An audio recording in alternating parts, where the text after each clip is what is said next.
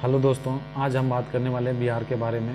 Most BBI question कृषि से संबंधित एवं फसलें के बारे में आज डिस्कस करेंगे फुल कॉन्सेप्ट के साथ। और आपसे एक ही रिक्वेस्ट, आप वीडियो को अंत तक जरूर वॉच करें।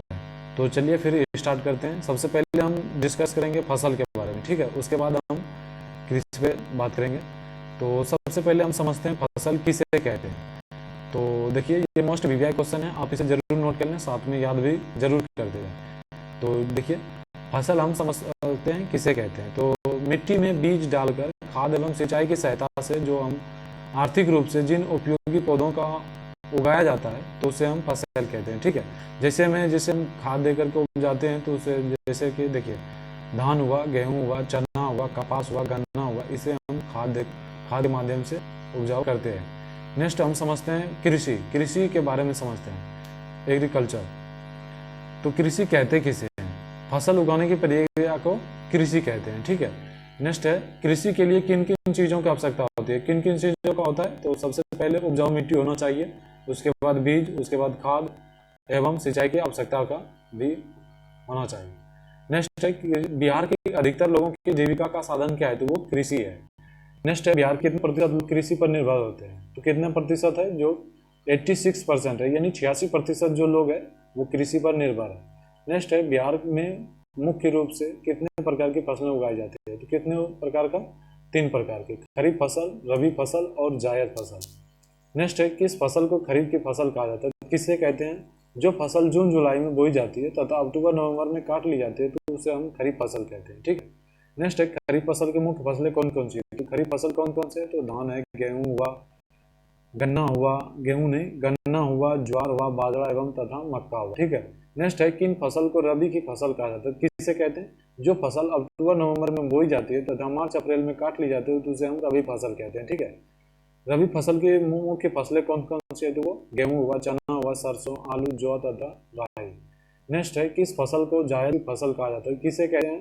जो फसल मार्च से जून के बीच में बहुत ही कम समय में बोई जा एवं काटी जाती है, तो उसे हम जायद फसल कहते हैं। जैसे में हुआ, जायद फसल की कौन कौन से हैं? तो वो मक्का हुआ, ज्वार हुआ, जूट हुआ, तरबूज हुआ और खरबूज।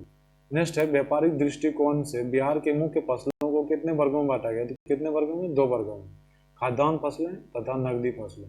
नेक्स्ट है, बिहार की प्रमुख खाद्यान्न फसलें कौन कौन सी? तो वो कौन कौन सा? धान हुआ, गेहूं हुआ, मक्का, जौ, दलहन इत्यादि। नेक्स्ट है, खाद्यान्न फसल किन फसल को कहा जाता है? तो किसे कहते हैं? जिस फसल का उत्पादन भूख मिटाने के उद्देश्य से किया जाता है उसे हम खाद्यान्न फसल कहते हैं।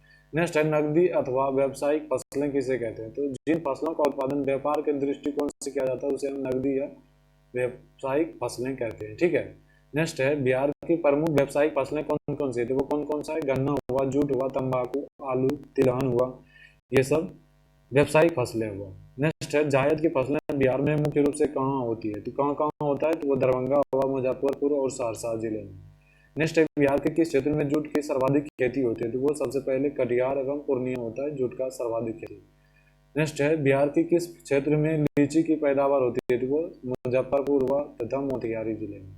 नेक्स्ट है, बिहार के किस क्षेत्र में आम की अच्छी पैदावार होती है? तो वो उत्तरी बिहार तथा भागलपुर में। नेक्स्ट है, बिहार के किस क्षेत्र में केले की अच्छी पैदावार होती है? तो वो हाजीपुर हुआ, नौगछिया, सोनपुर तथा मुजफ्फरपुर, ये केले के लिए विख्यात है। नेक्स्ट है, बिहार के किस क्षेत्र में ईख की सर्वाधिक खेती होती है? तो वो उत्तर पश्चिम बिहार के सिवान हुआ, गोपालगंज, मोतिहारी, बेतिया, भोजपुर इत्यादि, ये सब हुआ ईख के सर्वाधिक उत्पादक है।